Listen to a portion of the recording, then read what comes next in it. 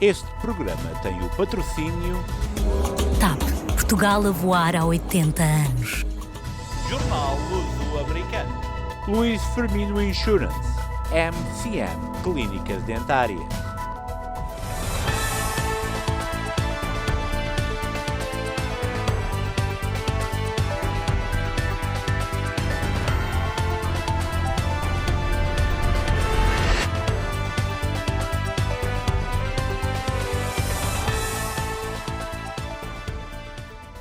Muito boa noite, o meu nome é Luciana Antunes. E o meu é Angélica Pinto. Bem-vindos ao Luso-Americano Magazine. Esta é mais uma edição deste magazine que vai para o ar todos os sábados a partir das 18 horas. Já sabe que aqui tem acesso a toda a informação pertinente para as nossas comunidades, a nossa gente, a atualidade, tudo concebido especialmente para si. Ajude-nos a crescer, coloque um like, siga as nossas páginas nas redes sociais, seja parte do nosso crescimento com o apoio a uma informação credível e ao momento. Já somos mais de 3,5 milhões e continuamos a crescer. A nossa app já está disponível na App Store. Este é um passo enorme na nossa aposta nas nossas comunidades. Agora pode acompanhar-nos dia a dia em qualquer parte do mundo com toda a informação ao momento, em 3 línguas: português, espanhol e inglês. O aplicativo está disponível na loja da Apple e é completamente grátis. Brevemente também estará disponível para Android. Obrigada por ser mais uma vez parte da nossa jornada e nos ajudar a desenvolver. Decorreu em Ponta Delgada a Conferência de Cidades Geminadas. Várias representações dos Estados Unidos e Portugal marcaram presença. A WNN também foi um dos órgãos de comunicação social presentes. A cerimónia de encerramento contou com a presença do Presidente da República Portuguesa, Marcelo Rebelo de Sousa. Eu vou começar por dizer, e por isso regresso aos Açores, ao Sr. Presidente do Governo Regional, que fez uma lindíssima peça.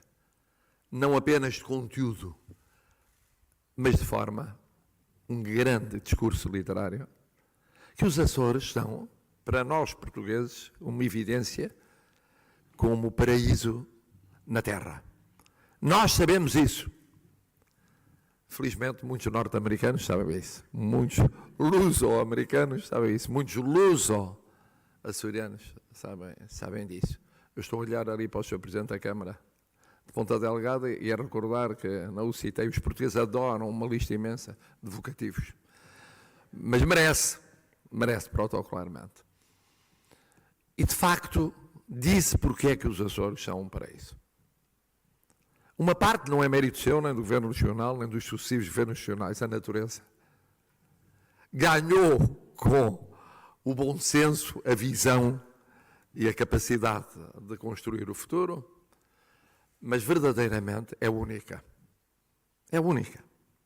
Na localização, na forma como se distribui pelas 9 ilhas, na diversidade das ilhas, é única. Mas depois constrói-se. Depois faz-se e refaz-se todos os dias. Isso é mérito humano.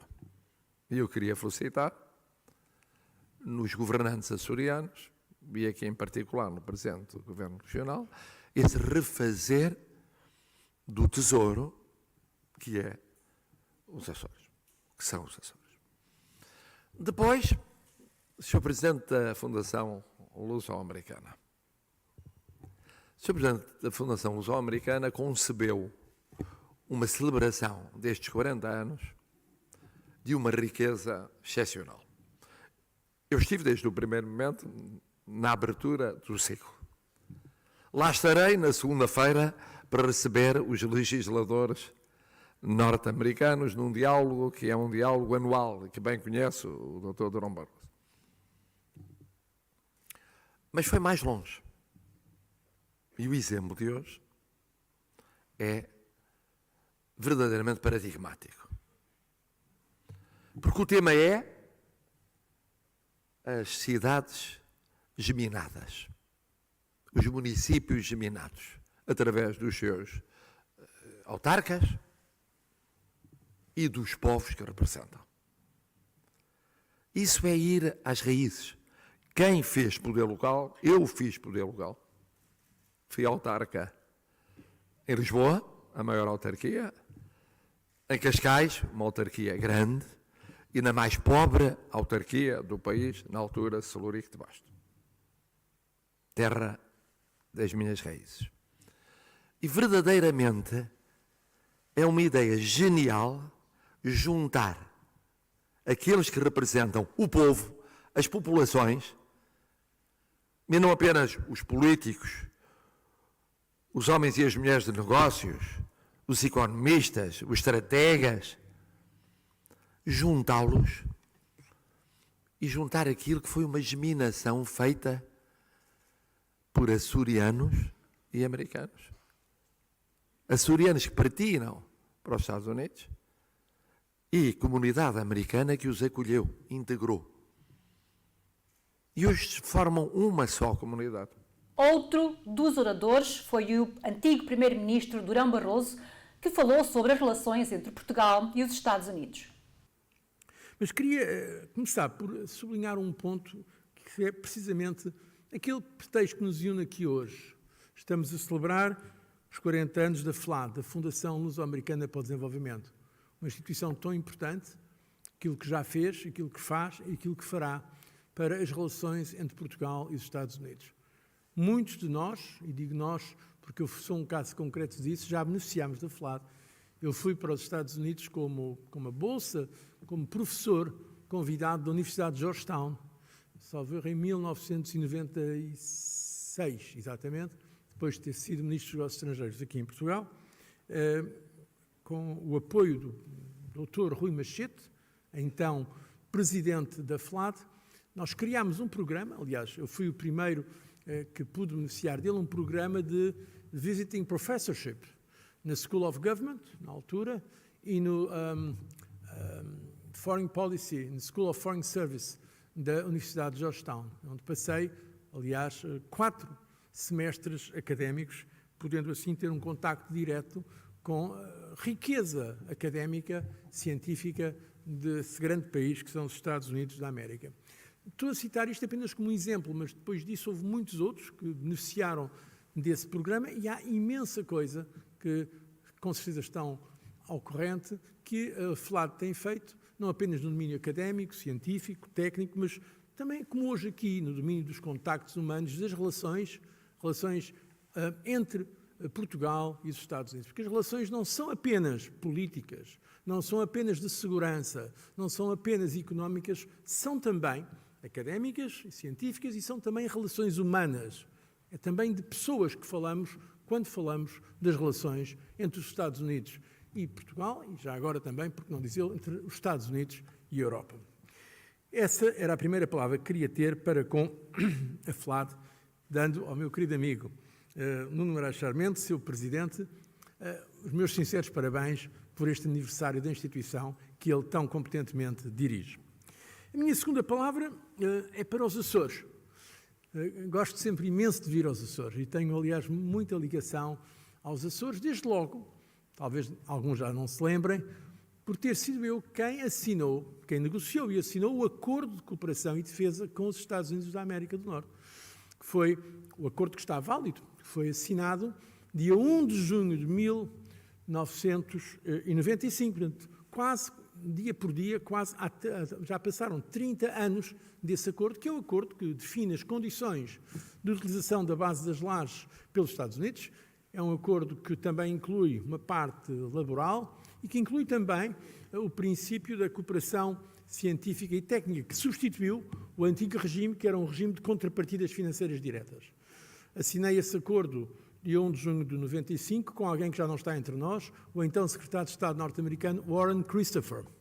Portanto, este ano temos muitos aniversários para festejar, os 30 anos da FLAD, os 40 anos da FLAD, os 30 anos do Acordo de Cooperação e Defesa Estados Unidos-Portugal e também, por que não dizê-lo, como há poucos dias fizemos em Lisboa, os 40 anos da adesão de Portugal ou da assinatura do Tratado de Adesão de Portugal à então Comunidade Europeia. Mas, falando sobre os Açores, de facto, os Açores são uma verdadeira expressão, a expressão física, geográfica, mas também a expressão humana desta cumplicidade entre Portugal e os Estados Unidos. A nossa equipa falou também com o presidente da FLAD, Moraes Sarmento, que fez um resumo desta reunião que decorreu em Ponta Delgada. Agradecer, em primeiro lugar, ao Governo dos Açores, na pessoa do seu presidente, o Dr. José Manuel Bolieiro, e destacando ainda o incansável trabalho do Dr. José Andrade, diretor regional das comunidades. Foi um gosto fazer deste um projeto nosso. Só o compromisso e o entusiasmo do Governo dos Açores tornaram possível tanto do que vivemos e do que viveremos. Um agradecimento também especial ao embaixador de Portugal nos Estados Unidos, embaixador Francisco Duarte Lopes, que, não sei se, enfim, terão dado conta como eu, que acompanhou cada momento, mas eu digo cada momento sem uma falha, com um permanente espírito de abertura e de disponibilidade para todas as perguntas e para todas as questões. Agradeço ainda ao Grupo Bem Saúde, na pessoa do seu administrador, Dr. Carlos Medeiros, pelo acolhimento que nos permitiu sentir em casa. Um último agradecimento ao meu amigo Rui Marques, presente também em todos os momentos e figura central no dia de ontem, que sem ele não teria sido o mesmo. É notável como, pela sua presença e pelas suas palavras, nos inspira a trabalhar mais em conjunto, sempre construindo pontos. E à equipa da FLAD, aqui e em Lisboa, que trabalhou para fazer esta cimeira. Em especial é devido um agradecimento ao meu amigo David Lopes, comissário das celebrações dos 40 anos da FLAD, uma data muito importante para nós e que este ano celebramos. E tivemos também a oportunidade de falar com José Manuel Bolieiro, Presidente do Governo Regional dos Açores. Bom, de forma conclusiva e muito objetiva, um sucesso. A participação, os conteúdos das mensagens, a partilha de experiências e a vontade expressa de fortalecer estas pontes que nós fazemos entre estes dois lados do Atlântico, entre Portugal e os Estados Unidos e entre as nossas cidades geminadas. Aqui ficou bem demonstrado que as pessoas, apesar da distância, querem tempo para os encontros. E até ficou aqui também lançado um desafio à FLAD, com a parceria do Governo dos Açores, para potenciar regularidade destes encontros e encontrar uma plataforma que possa ser mais crítica, relativamente positiva, relativamente ao que se pode reinventar para fortalecer os laços. E as palestras também são muito enriquecedoras, porque, como por exemplo esta que acabei agora daqui a ouvir sobre a inteligência artificial, perceber que o nosso mundo está cada vez mais standardizado na informatização da informação, mas também cada vez mais carente de contatos afetuosos e de humanização. E às vezes, através destes relacionamentos, nós juntamos identidade, afetos, reencontros e partilha de experiências. E os Açores são um belo lugar para nos encontrarmos entre estes dois lados do Atlântico e, portanto, serão sempre muito bem-vindos e para mim é uma enorme alegria poder ter sido o host desta iniciativa. Outro dos presentes com o qual a nossa equipa de reportagem falou foi o embaixador de Portugal nos Estados Unidos, Francisco Duarte Lopes. Eu acho que se confirmou que foi um evento organizado no sítio certo, pela importância que os Açores têm para as relações entre Portugal e os Estados Unidos, não só historicamente, como geograficamente, e em várias áreas, em vários setores da vida dos dois países, mas também que foi muito oportuno, porque nós estamos numa fase das nossas relações em que há um conhecimento e um interesse cada vez mais alargados e cada vez mais profundos sobre Portugal nos Estados Unidos. E, portanto, estamos a precisar de trazer para a densificação das relações bilaterais as autarquias locais, as associações empresariais, as universidades, as escolas. E estas geminações servem essencialmente para isso, para densificar e enraizar cada vez mais as relações bilaterais que já são excelentes, que são muito fortes e muito perenes. Falamos em relações, falamos em 40 anos de uma organização que faz a ponte entre dois mundos, duas diferentes perspectivas que têm algo em comum. É importante que, através de um summit como este, a FLAC possa continuar a desenvolver essa ponte entre dois mundos que são tão iguais, mas tão diferentes ao mesmo tempo. Sim, acho que aproveito, aliás, para dar os parabéns à FLAD pelos 40 anos. Acho que estes 40 anos têm demonstrado que a Fundação Luso-Americana para o Desenvolvimento tem exercido o seu papel de aproximar ainda mais os dois países, de facto ir construindo essa ponte sobre o Atlântico. E eu, para além de várias coisas que a FLAD vai fazendo, gostava só de assinalar especialmente 3 áreas. A área do ensino da língua portuguesa nos Estados Unidos, em vários níveis, em que a FLAD tem tido um papel preponderante para que seja possível alargar, tanto como temos alargado a oferta do ensino de língua portuguesa nos Estados Unidos. Depois, o apoio a que investigadores portugueses possam ir para os Estados Unidos completar a sua formação e melhorá-la. E, agora, cada vez mais também ao contrário, que investigadores norte-americanos possam também vir a Portugal e completar a sua formação.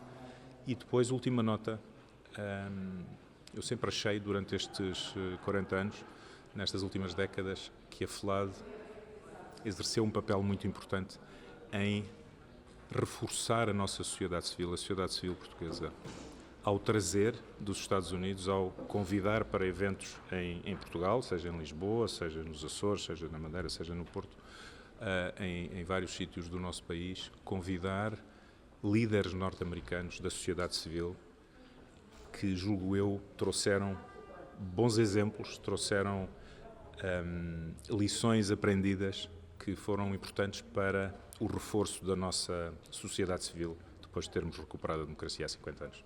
Durante a próxima semana iremos apresentar uma série de trabalhos realizados em Ponta Delgada pela nossa equipa de reportagem.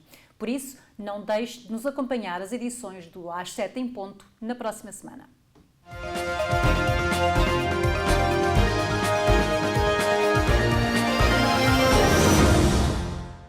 Ali Khamenei ameaçou esta quinta-feira com mais retaliação a bases militares norte-americanas.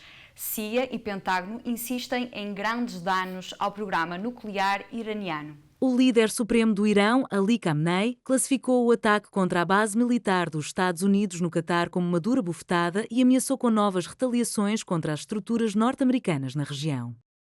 Já Washington, num cenário de muito questionamento, tem defendido que o bombardeamento de 3 instalações provocou grande prejuízo ao programa nuclear de Teherão.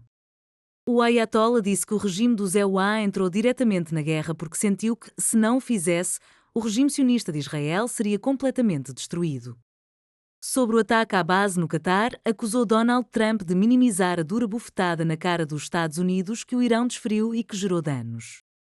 Khamenei considerou também exageradas as declarações sobre o impacto causado pelos ataques de Washington às instalações nucleares. Prometendo nunca se render aos Estados Unidos, reiterou que o Irão tem acesso a importantes bases norte-americanas na região e pode agir contra elas sempre que considere necessário. O ministro da Defesa israelita, Israel Katz, disse que Israel estava preparado para eliminar o líder supremo iraniano Ali Khamenei se tivesse surgido a oportunidade durante a guerra de 12 dias contra o Irão. Se ele estivesse na nossa mira, tê-lo-íamos eliminado, disse Katz à rádio pública israelita Katz na quinta-feira à noite, referindo-se ao líder supremo iraniano Ali Khamenei. Katz detalhou que a oportunidade operacional não se apresentou. Ele foi muito fundo na clandestinidade, por isso acabou por não ser realista, especificou o ministro da Defesa de Israel. Durante a guerra que se prolongou durante 12 dias, Katz afirmou que Ali Khamenei não podia continuar a existir, mas frisou que Israel já abandonou os planos porque, disse, há uma diferença entre antes e depois do cessar-fogo. No dia 13 de junho, Israel lançou um ataque sem precedentes contra o Irão, desencadeando uma guerra que foi interrompida na terça-feira, 24 de junho, por um cessar-fogo iniciado pelo presidente dos Estados Unidos, Donald Trump, com o objetivo declarado de impedir o Irão de adquirir armas nucleares. Numa grande vitória para o presidente Trump, o tribunal restringiu a capacidade dos juízes federais de bloquear as suas ordens executivas. Pode reformular a maneira como a cidadania dos Estados Unidos é concedida, mesmo que temporariamente, mas os juízes não tomaram uma decisão sobre a constitucionalidade da sua medida para acabar com a cidadania por direito de nascimento e impediram a sua ordem de entrar em vigor durante 30 dias. A decisão de 6-3, escrita pela juíza Amy Coney Barrett e dividida ao longo de linhas ideológicas, pode moldar dramaticamente a forma como a cidadania é concedida nos Estados Unidos, mesmo que temporariamente. A decisão significa que a prática de conceder cidadania automaticamente aos filhos nascidos nos Estados Unidos de imigrantes indocumentados e de alguns residentes e visitantes temporários acabaria nos 28 estados que não contestaram a ordem. Os Estados Unidos e a China concretizam um acordo comercial. As duas nações vão aliviar as restrições ao controle de exportações, dando substância ao acordo alcançado no início deste mês. O Ministério do Comércio chinês afirmou que as suas autoridades aprovariam os vistos de exportação para itens controlados, de acordo com a lei, que se acreditam serem produtos de terras raras. Assim, Pequim disse que o lado dos Estados Unidos concordou em remover uma série de medidas restritivas sobre a China, muito possivelmente as recentes medidas de controle de exportação sobre tecnologia crítica. E vamos agora para um pequeno espaço comercial, mas voltamos já. Não se esqueça, coloque um like nas nossas páginas sociais, faça o share e não saia daí. Pouca gente sabe, mas há uma parte de Portugal que não aparece em nenhum mapa. O seu clima é ameno, 22 de máxima e 22 de mínima. O idioma oficial é o português, mas na prática é multilingue. A gastronomia é rica e a sua população é acolhedora. Já recebeu milhões e milhões de visitantes desde 1945. Esta terra faz fronteira com Espanha, Brasil e muitos outros países. Poucos sabem, mas quando entra no avião da TAP está oficialmente em Portugal. Com a simpatia, disponibilidade, iniciativa e atenção de todos os que fazem de cada voo uma fantástica viagem pelo nosso país. TAP, Portugal a voar há 80 anos. Firmino Insurance. Descansa suas famílias e seus negócios com seguros pessoais e empresariais. Garantir a tranquilidade da sua família é o melhor negócio. Avaliação do tipo de seguro sem qualquer compromisso. Saiba qual a proteção mais adequada para cada tipo de risco. Firmino Insurance.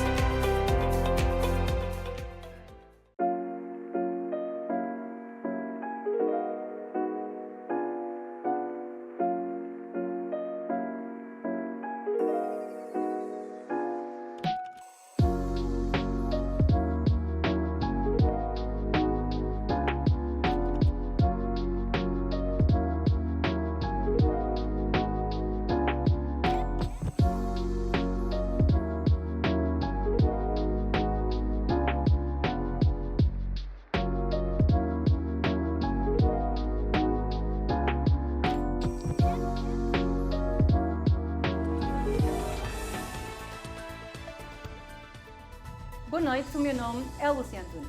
E o meu é Angélica Pinto. Bem-vindos ao Luso-Americano Magazine. A partir deste momento pode seguir a nossa transmissão em direto nas múltiplas plataformas sociais, quer da WNN, quer do Luso-Americano.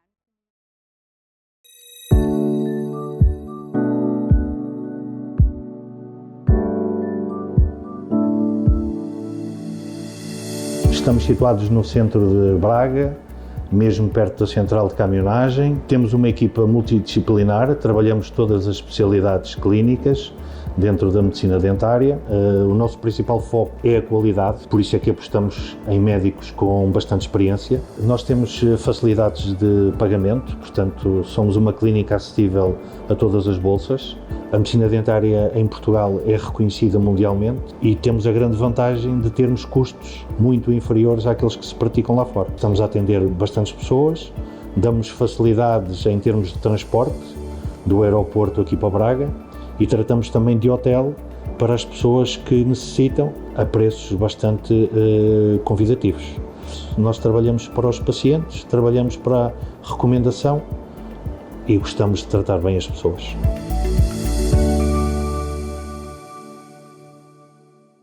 Estamos de volta e vamos imediatamente para a informação comunitária.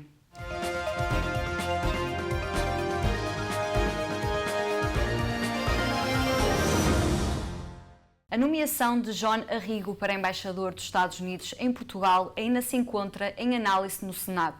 Não tem neste momento data marcada para confirmação. A Casa Branca enviou oficialmente a nomeação a 11 de março de 2025, designando para o cargo de embaixador extraordinário para a República Portuguesa. Atualmente está pendente do agendamento de uma audição na referida comissão, que será guiado da votação em plenário. Se aprovado, a nomeação segue para a votação final no Senado Pleno. Ainda não existe calendário estabelecido para qualquer uma dessas fases, o que significa que a confirmação pode demorar algumas semanas ou até meses. Desde a saída da embaixadora Randy Charnow Levine, em janeiro de 2025, o cargo está ocupado interinamente por Douglas Conniff, encarregado de negócios. Portanto, John Arrigo só será oficialmente embaixador após a conclusão bem-sucedida deste processo formal de confirmação. Conniff, por seu lado, antes desta missão, foi o ministro conselheiro da missão dos Estados Unidos no Brasil e fala fluentemente português. A problemática do lixo continua na ordem do dia em Newark e as altas temperaturas adicionaram os problemas. O vereador Michael Silva fez um comunicado à comunidade. Bom dia a todos. Terça-feira, são 11h55 da manhã. Teve agora ao telefone com o diretor do lixo. Eles vão parar e para agora vão começar outra vez às 6 horas da noite, quando o tempo está um bocado mais fresco. Peço para a paciência. Sei que é difícil, é 2 dias que eles não vieram buscar, quinta-feira e hoje está muito lixo em frente às casas, mas alguma coisa está mal e vai... primeiro o recycling, o papel e as garrafas e as latas. Eu vou pedir numa reunião no dia 2 de julho para nós, a cidade, visitar uma companhia fora para vir apanhar essas coisas. O que é o problema? Não temos bastantes pessoas. Precisamos de mais de 80, 100 pessoas. Temos o dinheiro para eles vir trabalhar, mas é um trabalho difícil e ninguém quer este trabalho. Nós já sabemos que ser um trabalho assim, que é um trabalho que nem muitas pessoas querem, e isso é que é o nosso problema. Nós estamos a fazer o hire, queremos pessoas para vir trabalhar, temos o dinheiro ao lado para eles vir trabalhar, mas o problema é que ninguém quer este trabalho, só faz as coisas mais difíceis para nós. Ontem deixei lá 400 garrafas de água, hoje também vou deixar 400 garrafas de água para eles. Nós já sabemos, são 11, nem são meio-dia e já que a temperatura está a mais do que 100. Só passa paciência um bocadinho, não traga o lixo para dentro, deixa o lixo fora, em frente da casa. É melhor do que está para dentro e sempre a trazer, e coisa que eles vão passar. Só para hoje passo um bocado de paciência até nós resolvermos este problema. Eu pensava que ia ficar melhor nos últimos ano e meio, mas em vez de ficar melhor, foi para pior. E nós, os vereadores todos, temos o mesmo problema para a cidade. Não é só aqui, temos o problema para a cidade toda. Temos que fazer melhor, e eu tenho que fazer melhor como vereador, mas também temos que ter soluções para o que é que está a passar. Eu acho que nós eu vejo na frente da minha casa, o papel e as garrafas nunca é apanhado no mesmo dia, e alguma coisa está mal. Eu vou falar com os outros vereadores, vou falar com a cidade, para a gente trazer uma companhia de fora, para dentro, assim há mais pessoas para apanhar o lixo só. Em vez de apanhar o lixo e apanhar as garrafas e os papéis, só as pessoas que nós estamos já aqui para apanhar o lixo. Se nós resolvemos isso, eu acho que nós vamos resolver o problema. Trazer uma companhia fora para limpar o papel ao domingo à noite e as garrafas e as latas à quarta-feira. O luso-americano Sérgio Granados, um dos candidatos democratas de destaque nas primárias legislativas de New Jersey, saiu derrotado na corrida a deputado estadual pelo Distrito Eleitoral 20, encerrando uma campanha marcada por fortes apoios locais. Os resultados oficiais deram a vitória ao adversário na mesma bancada, que obteve uma vantagem de apenas 97 votos nas urnas. Granados, membro do Conselho de Comissários do Condado de Union até ao final do atual mandato e conhecido pelo seu trabalho junto às comunidades, agradeceu o apoio recebido ao longo da campanha e deixou claro que continuará ativo na política local em servir os residentes do condado. A comunidade lusa de New Jersey perde assim um luso eleito, uma baixa que deverá servir de lembrete sobre a importância do voto luso-americano e da participação na vida cívica nacional. A luso-descendente Meredith Vieira, de 69 anos de idade, já garantiu um lugar na história da televisão norte-americana ao tornar-se na apresentadora feminina de concursos mais duradoura nos canais da TV dos Estados Unidos.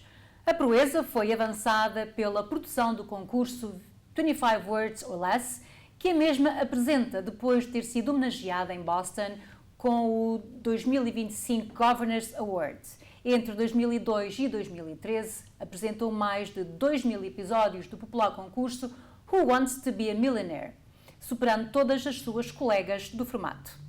Desde agosto de 2018, que apresenta o concurso 25 Words or Less, que já vai na 6ª temporada com mais de 1.020 episódios até ao momento.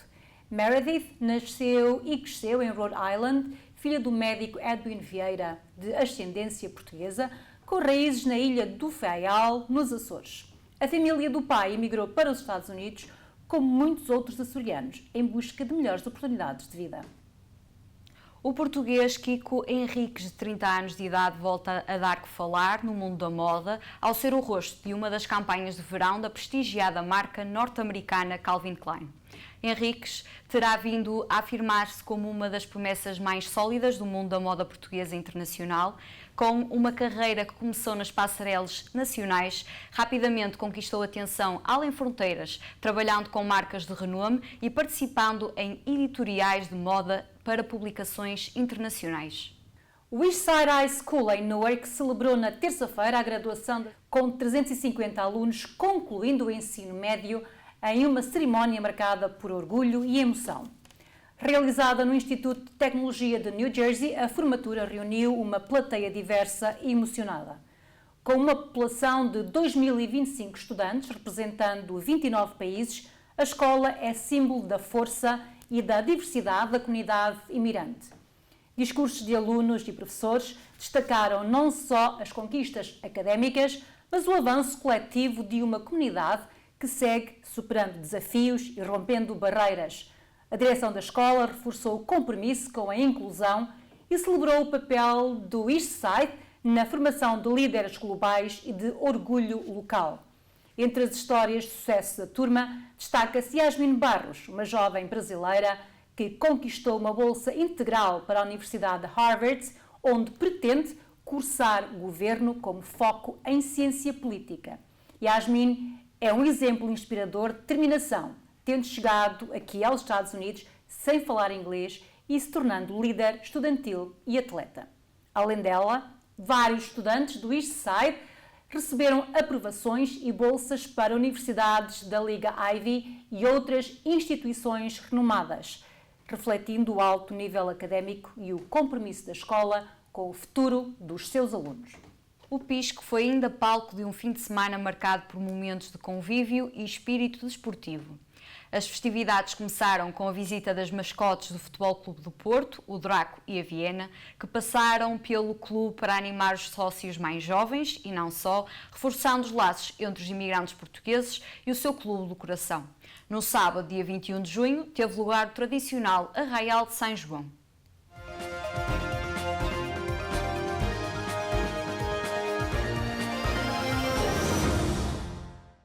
Portugal vai eliminar o acesso direto à nacionalidade por parte dos judeus sefarditas e alargar o direito à nacionalidade portuguesa aos bisnetos de portugueses. Nos casos de nascidos no estrangeiro, anunciou o governo português esta semana. na apresentação de um pacote de medidas sobre política migratória após o Conselho de Ministros, o Ministro da Presidência, António Leitão Amaro, disse que o Governo vai alterar o caminho de naturalização por ascendência portuguesa. O objetivo é que a naturalização ocorra até aos bisnetos, disse o Ministro. A concessão de naturalização aos indivíduos nascidos no estrangeiro com, pelo menos, um ascendente de segundo grau até ao neto, de linha direta de nacionalidade portuguesa. Estão afastados deste regime os netos dos portugueses que perderam a nacionalidade no âmbito dos processos de descolonização, bem como os netos dos que tenham se naturalizado estrangeiros. O governo português anunciou esta segunda-feira o alargamento dos prazos para a atribuição da nacionalidade para 7 anos de residência legal no caso de cidadãos lusófonos e de 10 anos de oriundos de outros países. No briefing do Conselho de Ministros, o Ministro da Presidência, António Leitão Amaro, afirmou que será apresentada uma proposta de alteração à Lei da Nacionalidade, reforçando a exigência de ligação efetiva de pertença à comunidade nacional. Nos casos dos candidatos à nacionalidade por cidadania originária, quem nasce em território português, mesmo que filhos estrangeiros, o Governo vai impor novas regras. No caso dos descendentes de estrangeiros que residam em território nacional, as autoridades vão passar a exigir que os pais tenham residência legal no mínimo de 3 anos.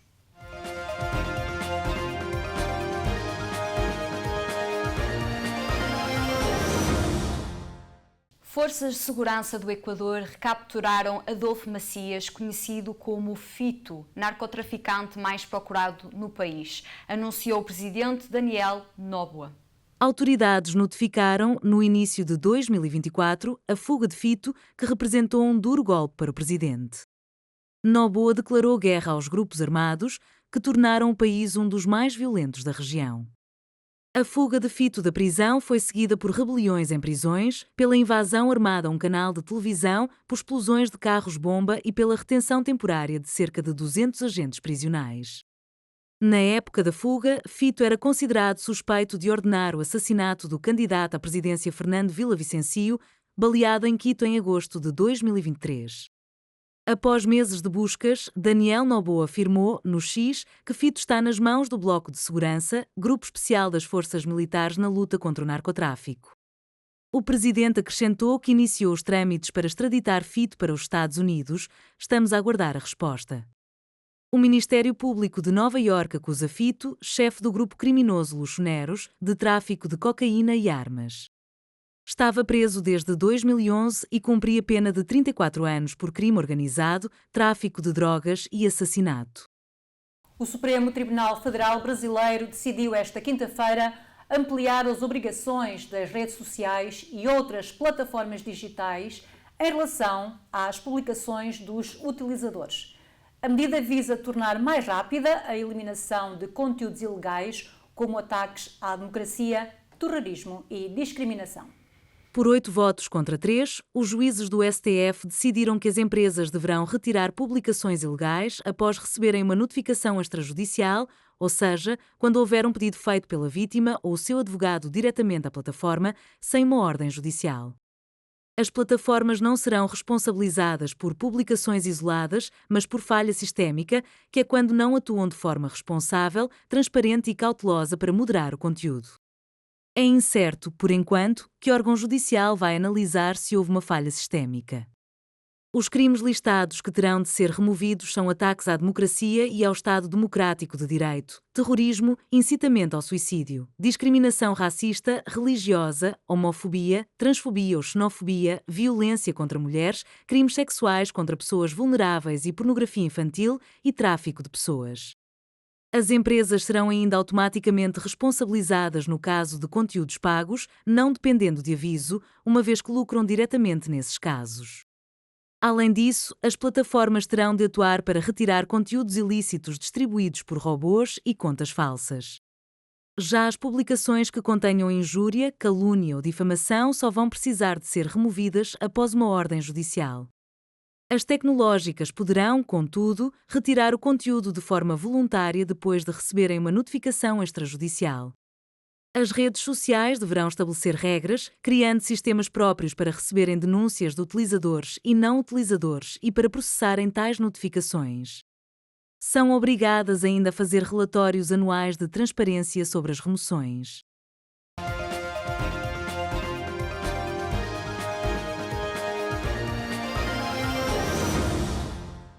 Hoje, na Tribuna Jurídica, o Dr. Nelson Trezo vai ensinar como podemos descobrir se temos testamento em Portugal. Ora viva, sejam bem-vindos a mais uma Tribuna Jurídica. Houve um telespectador que colocou uma pergunta muito pertinente e que muita gente faz. E qual é a pergunta? Como é que eu posso saber se um tio meu, um primo meu, um amigo meu fez testamento em Portugal? Vou percorrer os mais de 400 cartórios notariais que existem em Portugal, ou como é que eu resolvo o assunto? É evidente que ir a todos os 400 e tal cartórios notariais que existem por todo o Portugal seria uma tarefa impraticável, inviável. Isto seria, como diz a boa sabedoria popular, isso seria como andar à procura de uma agulha no palheiro. Então, como é que se faz? Pegamos na certidão de óbito da pessoa, portanto, do autor da herança, da pessoa que faleceu e que presumimos, desconfiamos que tenha um testamento, pegamos na sua certidão de óbito, vamos à Conservatória dos Registros Centrais de Lisboa e, com essa certidão de óbito, dizem-nos lá se a pessoa A, B ou C deixou testamento ou não. Em caso afirmativo, indicam o cartório notarial onde o testamento foi outorgado, as folhas, o livro onde o mesmo está depositado. Portanto, é uma tarefa mais facilitada. Porquê? Porque quando alguém faz um testamento, o cartório onde o mesmo é outorgado obrigatoriamente comunica a feitura do testamento à Conservatória dos Registros Centrais, dizendo que fulano A deixou testamento ou lavrou testamento a folhas 400, por exemplo, do livro B2, no cartório notarial XPTO, com a data da sua outorga e, portanto, com essa informação é que nós conseguimos obter, ou conseguimos saber, melhor dito, se a pessoa fez testamento e em caso afirmativo onde o fez. Também há uma certidão negativa, ou seja, quando diz que não há testamento, portanto que a pessoa avisada não deixou testamento. Depois, com a certidão, neste caso, a dizer que fulano A deixou um testamento, vamos ao cartório notarial onde o mesmo foi outorgado e averbamos o óbito da pessoa no testamento. E a partir desse momento, o testamento passa a ser de domínio público, porque até lá o testamento estava em segredo. Portanto, só o próprio testador e as testemunhas, que são duas, é que saberiam, e a notária, é que sabem ou saberiam da sua existência. Espero ter sido suficientemente esclarecedor em relação a esta pergunta muito pertinente, muito importante, e voltamos ou marcamos presença para a próxima semana. Até lá, fiquem bem e muita saúde.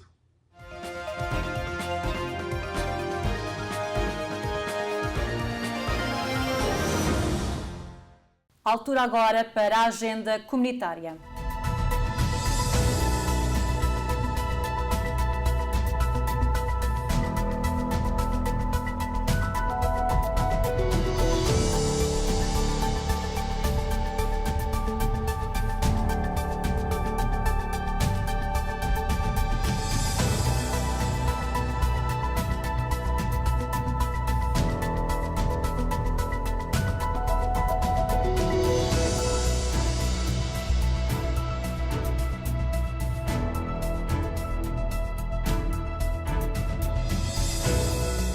Quanto a nós, voltaremos para a semana com muitas mais novidades.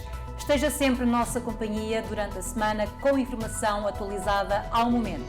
Para nós é sempre um prazer estar aqui na sua companhia. Muito boa noite. E até para a semana. Não se esqueça, deixe o like, faça o share e continue a acompanhar-nos desse lado.